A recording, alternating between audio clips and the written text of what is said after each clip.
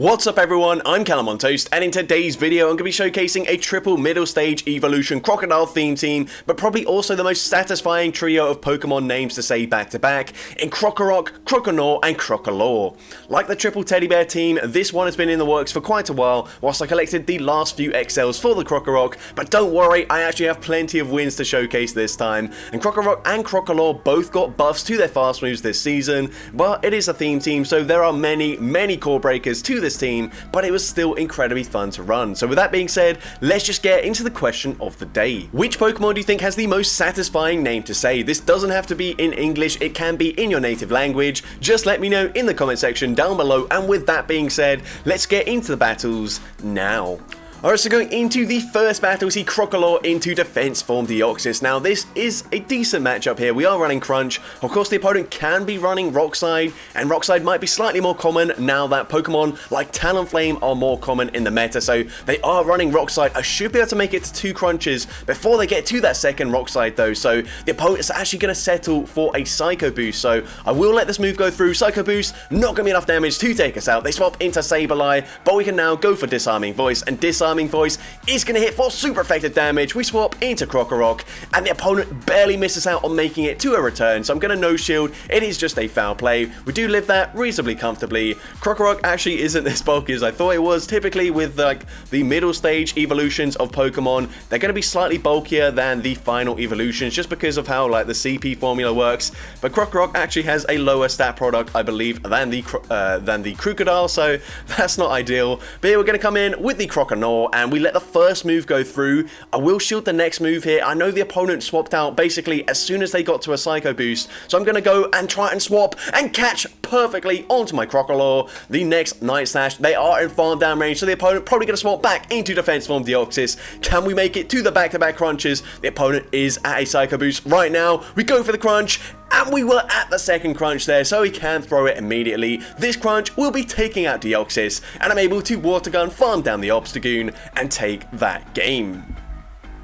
So GG's to that opponent there. Into the next game, we're going to see Skarmory in the lead, so great lead for us. The opponent safe swaps into Lantern. Now Lantern is a little bit tricky for this team, but if we can align it to the Krokorok, then we can, well, potentially win this in the 2-shield scenario, just fully farming them down, or if the opponent doesn't want to use their shield here, this crunch should be enough damage to take out the Lantern. Now, the opponent comes back in with the Skarmory, they might get a massive Steel Wing farm down here. I'm going to go for a crunch, making sure I throw on good timing. Crunch does connect, it does big damage, we don't get the debuff. I did actually get quite unfortunate with the debuffs. I have got crunch on all 3 Pokemon, I didn't get too many debuffs, but the opponent there panics.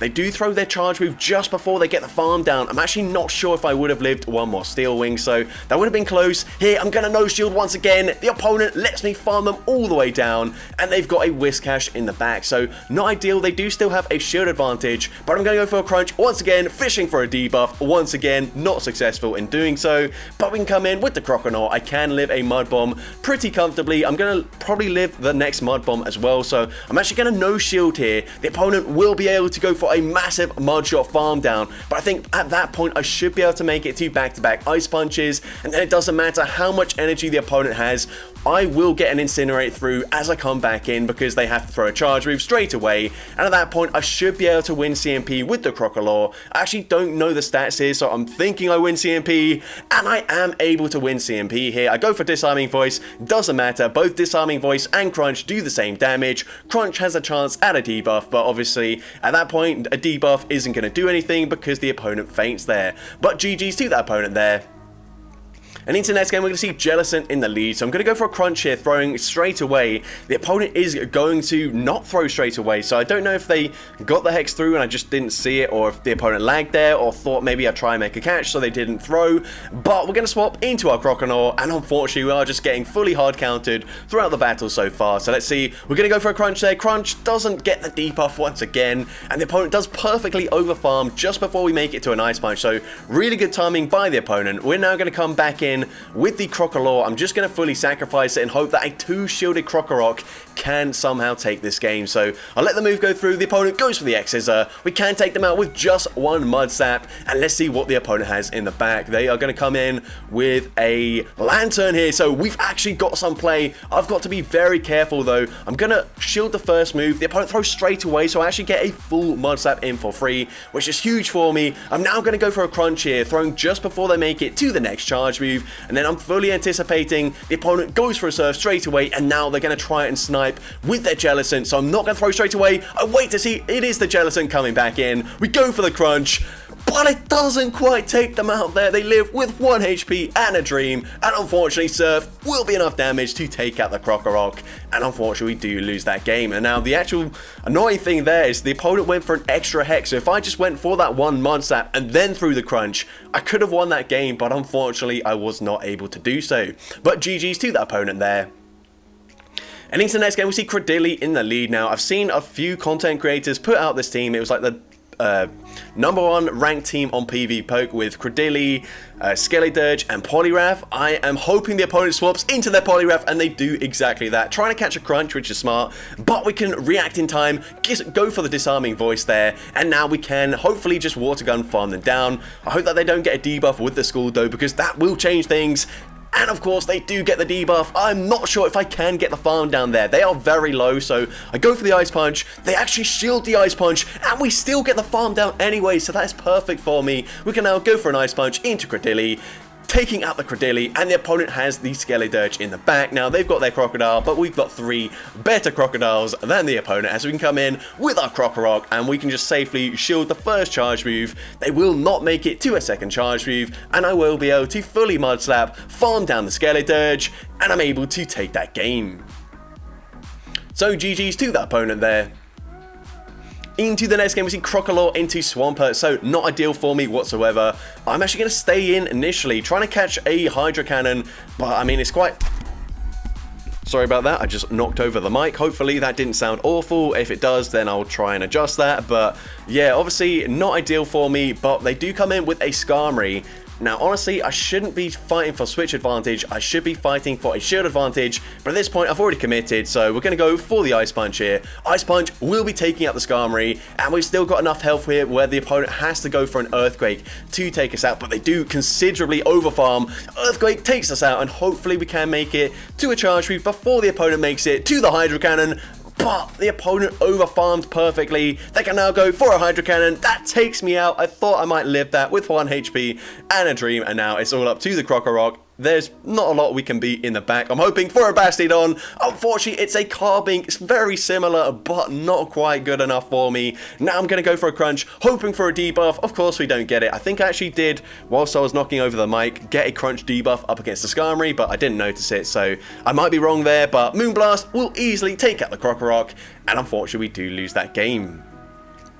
But GG's to that opponent there. Into the next game, we see Trevenant in the lead, so pretty good lead for us. The opponent choosing to stay in, so potentially very weak to the Crocalor, which means they've got something else in the back that is weak to fire. They're actually going to swap into their Clodsire. I'm going to go for a Crunch here, and hopefully this puts them into range where we can just farm them down with the Krokorok. I try to swap and catch a Sludge Bomb, but I'm not able to do so. They go for the Earthquake. Can we get the Mud Sap farm down before they make it to another move? Yes, we're able to do so. And they come in with a Tentacruel, so we're going straight for the Crunch. Not going to make it to an Earthquake, but it doesn't really matter. Crunch does get the debuff this time around, which is nice for me. Now at this point, I can't actually remember what they had in the lead, so I'm going to come back in with my Crocalor, go for a Crunch here, and this Crunch should be grabbing a shield. No, they let it go through. They are debuffed, remember. And at this point, I'm going to let this move go through. They go for an Acid Spray bait, so I swap into my Croconaw. It was a Trevenant in the back. Here, unfortunately, I will not be able to Water Gun farm them down, but I can just safely shield up the Seed Bomb. Now I can go for the Water Gun farm down, and I will be able to throw 2 charge moves at the Tentacruel. They're probably running Acid Spray and Scald, so they have to go for Acid Spray, or Scald is going to be resisted, and it's not going to do much damage, but I'm able to make it to a Crunch in time, and Crunch will be enough damage to take out the Tentacruel, and I'm able to take that game. So GG's to that opponent there. Into the next game, we see Crocalor into Tentacruel. So we saw it in the previous game. We are going to stay in here just because it's not that bad of a matchup. The opponent doesn't farm to the Scald, so I can just safely let this go through. They go for an Acid Spray. We're now going to go for one extra Incinerate, go for a Crunch, and then I will actually Safe Swap into my Croconaw because, like I said in the previous battle, they would have to go for Resisted Scalds or Acid Spray. The opponent swaps into Licky Tongue, and they throw a Body Slam immediately, so I know it isn't a Power Whip. I can safely let that go through, go for a Crunch, once again fishing for the debuff, and Crunch unfortunately doesn't get the debuff once again, but I'm going to go for an Ice Punch here, throwing immediately, making sure I do get it off before they go for a Body Slam, but this time the opponent is going to overfarm, and they overfarm perfectly there, throwing just before we make it to the next Ice Punch.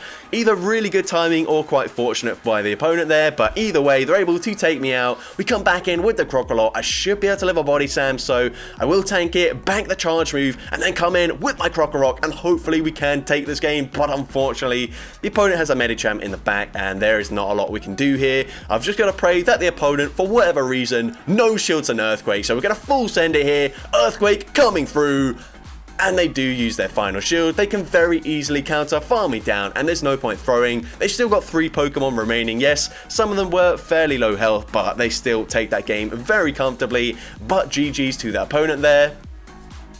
And into the next game, Crocolor is core breaking their team as they come in with Galarian Stunfisk. We go for one Incinerate, we swap into our Croconaw. They full send the Earthquake there, that does big damage. I don't think an Ice Punch will KO. Honestly, Crunch might not KO either. But we go for the Crunch, grabbing a shield from the opponent, and we get the defense drop, which is actually huge here because now I can fully Water Gun, farm them down before they make it to the next charge move, and I will also be able to go for an Ice Punch up against the Venusaur coming back in. So Ice Punch hits for super effective damage. It doesn't do too much, but we do get them into the yellow health, and the opponent has a Mantine in the back, and this is really awful. Mantine, another core breaker to the team, especially now that Croconaw is gone. This is not good, but this is just going to be an aerial ace, so I can live one charge move. We're now going to go for another Crunch, and then I will swap into my Krokorok. Unfortunately, with Incinerate, it's very hard to catch charge moves, but I'm thinking from full health, we should live an Ice Beam, right? Ice Beam actually takes us out there, so that is really not good, but they've got no shields remaining, so I'm going to go for that Crunch straight away, taking out the Mantine. They come back in with the Venusaur, and they throw on alignment here, so I can just safely shield this up. Even if they have back-to-back moves, it doesn't matter. The Incinerate damage registers, it takes out the Venusaur, and I'm able to take that game. So GG's to the opponent there. Into the next game, we see Lantern in the lead, and I've found that whenever I'm running a theme team, unless the theme is triple dragons, I'm typically going to be core broken by Lantern. So not a lot I can do here. I could have ran Krokorok in the lead, but then we got a whole other bunch of issues, like grass types, for example, that we see in the lead, then we're core broken there. So unfortunately, Lantern is just a really annoying Pokemon to deal with, but I'm going to swap into my Krokorok here. That's probably a mistake. I probably should have just let Crocolor go down, but what I was thinking is that I wouldn't make it to that second charge move, and they would get a massive farm down, which is probably the worst case scenario, because even coming in with the Krokorok, they could probably make it to back-to-back surfs. But here the opponent makes it to a charge move, they take me out, but I will be able to Water Gun, farm them down. And let's see, do they come back in with the Lantern here? They are going to come in with a Charger Bug, so unfortunately this is just not good for us whatsoever. I swapped there, I tried to catch the move, instead I actually end up forcing the opponent to throw just before we get to the charge move there. So maybe if I swapped one turn sooner, I could have at least CMP tied them. We're going to go for an Ice Punch. That still doesn't quite take them out, and they do make it to another charge move. Doesn't really matter. I'm going to use my shield anyways. Going to go for a Crunch. They've still got 2 shields remaining. I'm hoping I can get a debuff here and somehow Water Gun farm them down, but they're very easily able to Spark, farm me down, and unfortunately we do lose that game. But GG's to the opponent there. Into the next game, we see Trevenant in the lead. The opponent's going to Safe Swap into a double. Because they are 1 turn behind, I'm going to go for that Crunch straight away. And Crunch, can we get the debuff? Yes, we do get that debuff. At this point, I'm just going to let the move go through. Anything they throw is going to be neutral damage. So I'm going to now swap into my Croconaw. I'm going to go for the farm down. They might be running Wild Charge, but I feel like I should still be able to live it anyways. They go for a payback there, which means they don't get to another charge move. And if they come back in with the Trevenant, I can go for Crunch, or I can go for Ice Beam, but unfortunately they come in with a Lantern instead, so not ideal for me. Gonna go for a Crunch, hoping for a debuff once again. This time no debuff, but we did get one already in the battle, so can't complain too much. we're now going to come in with the Krokorok. They throw on alignment, which is amazing for me, because now even if the opponent swaps out, we can very easily make it to a crunch here. The opponent has to shield this up. If they don't shield this up, crunch is going to one-shot the Trevenant. I'm not sure why they didn't shield. I guess they've never seen a Krokorok in battle before, so they weren't sure what the moves were, but we're able to take out the Trevenant. The opponent force closes the game there, and we're able to take that game. But GG's to that opponent. Into the next game, we're going to see a Galarian Stunfisk in the lead. And here, they don't build up to the Earthquake. They want to make sure they get off the charge move before we get off ours. But we do live the Rock side. I'm going to go for a Crunch, getting the debuff, and now I swap into my Croconaw. Now, the opponent comes in with a Jellicent. We're going to go for a Crunch here. Crunch is going to hit for super effective damage. We get another debuff to their defense. So maybe I was just remembering all the times we didn't get the debuff and I forgot about this game, but it's going pretty well for us. We can go for an Ice Punch here. Ice Punch actually doesn't quite take them out, but we do get the Water Gun farm down before the opponent makes it to the next Shadow Ball, so we can go for an Ice Punch up against this Trevenant. We have revealed Ice Punch and Crunch already. I'm going to swap into my Crocolor, and this is a smart play by the opponent. Swap back into their Stunfisk. I kind of just have to let this move go through and take me out here.